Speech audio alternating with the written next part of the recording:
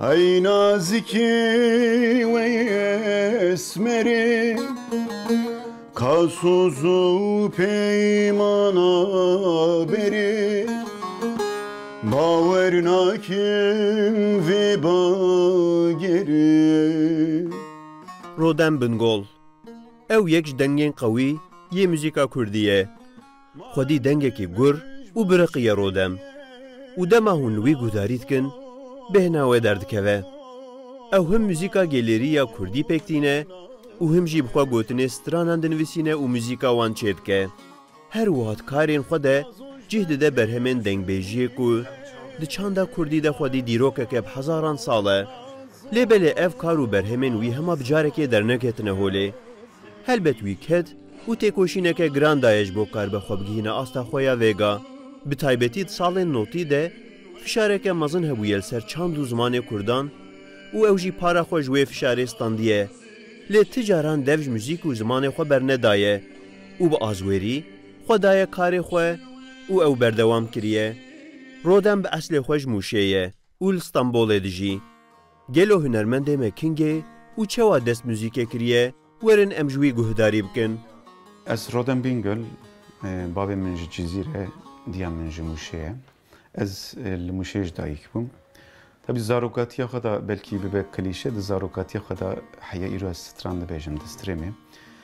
Lê mixabe di zarokatî da Kurdî nedistira min ji ber ku hem di dibistanê da dixwastin ku zimanî Tirkî û çanda Tirkî li ber çavê me gelekî biha û em bêjin bi qedr û bi rûmet bidin nîşan. Li ber çavê me şirîn dikirin û her hal ziman jî li me qedexe dikirin ji ber ku em xwe mêla xwe bidin ser Tirkî, ser çanda Tirkî. Tabii wextê di wextê me de muzîka Kurdî jî qedexe bû. Bandê Kurdî mesela qedexe kiribûn netîştin ku seb kirina wan banda berhev dikirin. Ma emri mecboçiye nazo nazo nazo le nazik nazoş begde çuyiye nazo nazo nazo le nazik dilimi bixwer biriye dilimi bixwer biriye hoy nazile nazile nazi wez qurbanili nazi Rodem wisa bawer dike ku muzîka Kurdî gelekî dewlemend e. Lêbelê ji ber sedemên polîtîk ew dibin fişareke giran demaye. Dibêje di salên heştê û notî de gelek navên berbiçav muzîka me talan kirine û stranên gelêrî ji Kurdî bo Tirkî wergerandine û wêran kirine.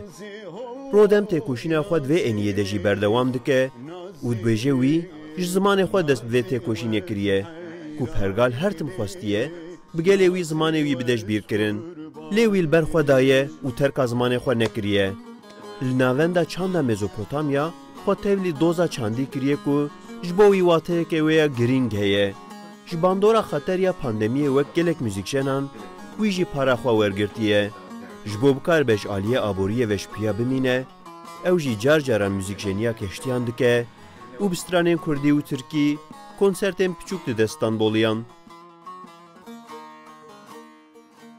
Piştê demekî din şûn dest hatim Stenbolê ji bo xwendinê û her wiha xebatê. Li Stenbolê ji xwe ziman jî têk çû.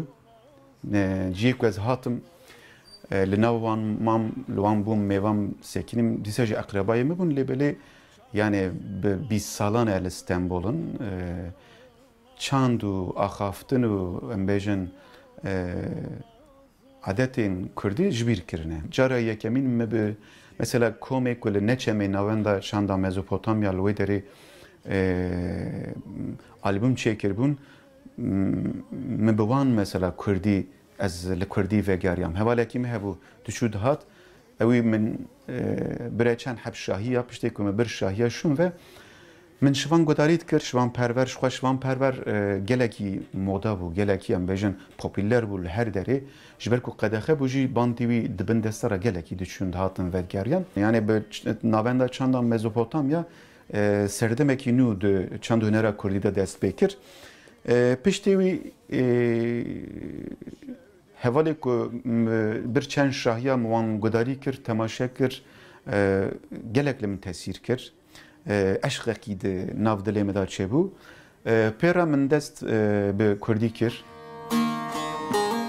نازوت سبرا دلا دما سترانین خود بیجه مینا کش هش و دچه او اجیب خارد به دیار و ولاتین دور و جدا او یک نونر موزیکا کردیه کو برهمین رسن و گلری پکتینه دما هون لی گهدارید کن مینا کو مروف بخارد به ولات فقیه تیران و احمد خانیان هیجا بادو روداو استانبول بسکی وره گوفندی خب هشیش هر دوم الای بسکی وره گوفندی خب هشیش هر دوم الای نازیلی نازیلی نازی وز قربانیلی نازی وز حیرانیلی اشغالو کی تولازی